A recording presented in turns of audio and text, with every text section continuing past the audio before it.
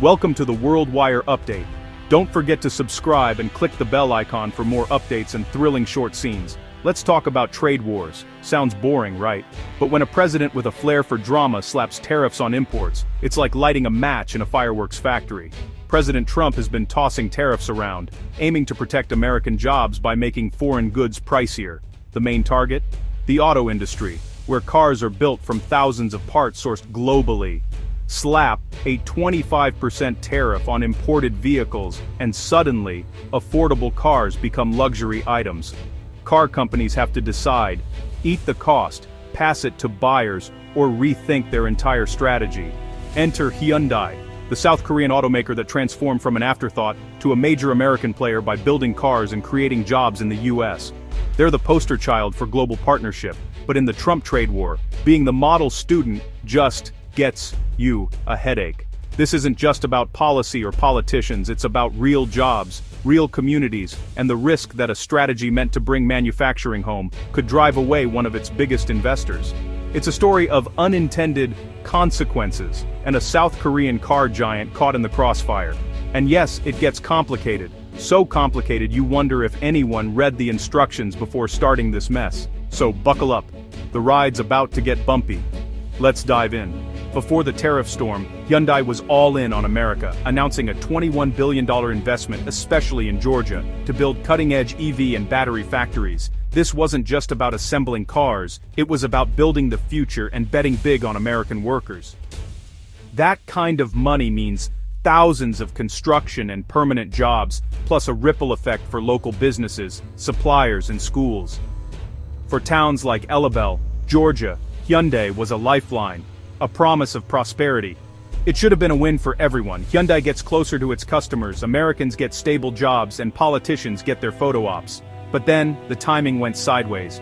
Hyundai made its big announcement at the White House, right next to President Trump, a perfect moment of international cooperation.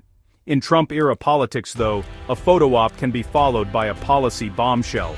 Hyundai had just shown its full commitment to the US, and the US was about to change the rules. The bet was placed, but the game was about to get a lot more complicated. What could go wrong? As it turns out, just about everything. The stage was set for chaos, and chaos is exactly what followed.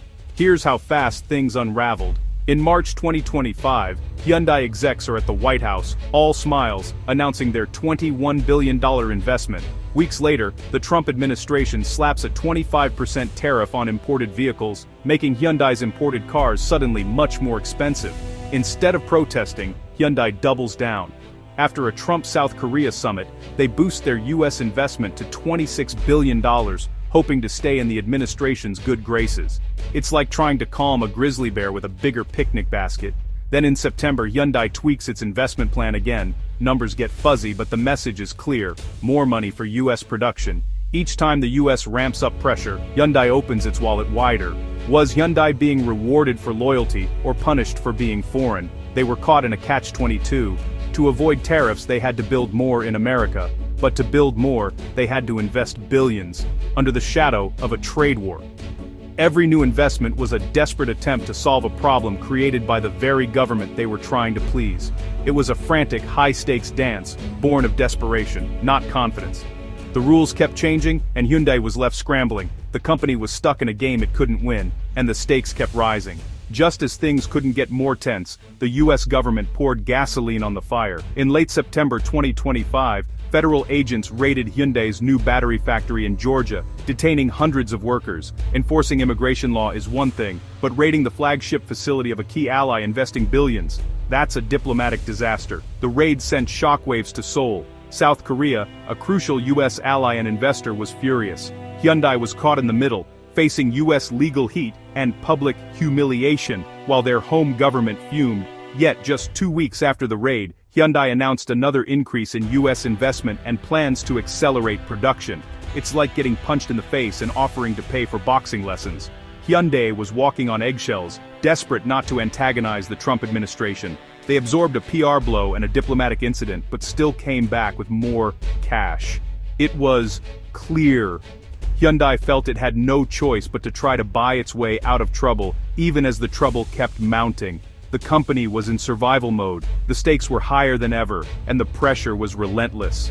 While Hyundai tried to appease the US, they faced backlash at home. The South Korean government was not amused. Hyundai's solo moves undermined Seoul's trade negotiations with Washington. Every time Hyundai promised more money for the US, it weakened Korea's bargaining position.